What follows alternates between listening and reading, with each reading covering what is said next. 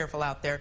It is still very dry. It is. We are seeing a little bit more moisture move in, so we're seeing our rain chances go up slightly, but still not seeing a lot of coverage around. This morning we did start off on the cloudy side, even seeing a few areas of spotty, very light rain this morning.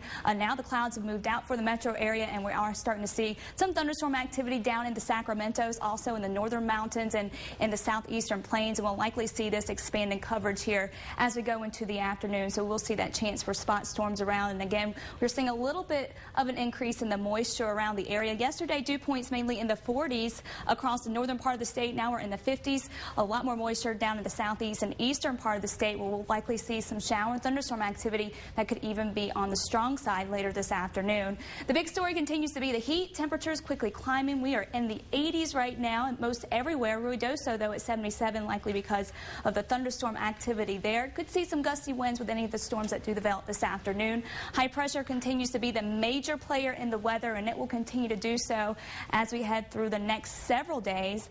It will start to move off to the west, and as it does so, we'll see a slightly better chance for a few more showers and a few more thunderstorms with a little bit more moisture moving in, but it is going to move back east, and as it does so, that means things will start to dry out again as we go into Sunday and also heat back up, hitting the highs in the upper 90s and getting into that triple-digit heat again. So the temperatures, for the most part, above average for the next several days here.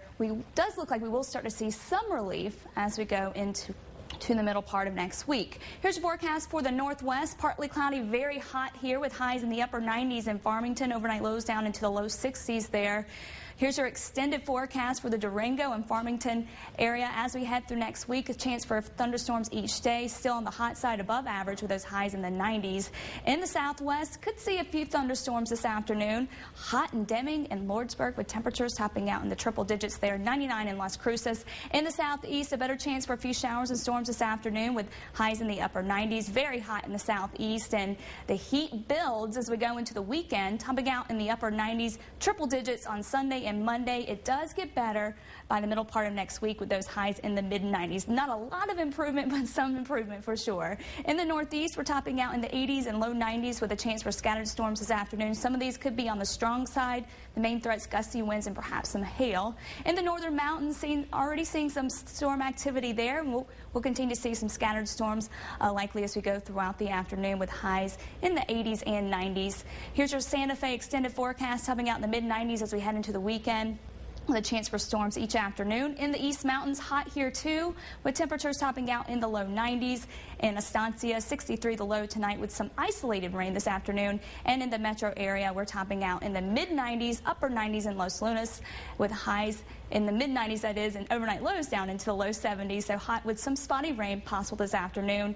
It gets hotter over the weekend, 100 degrees on Monday, a little better by Tuesday and Wednesday, highs in the low to mid-90s. All right, great. Thanks a lot.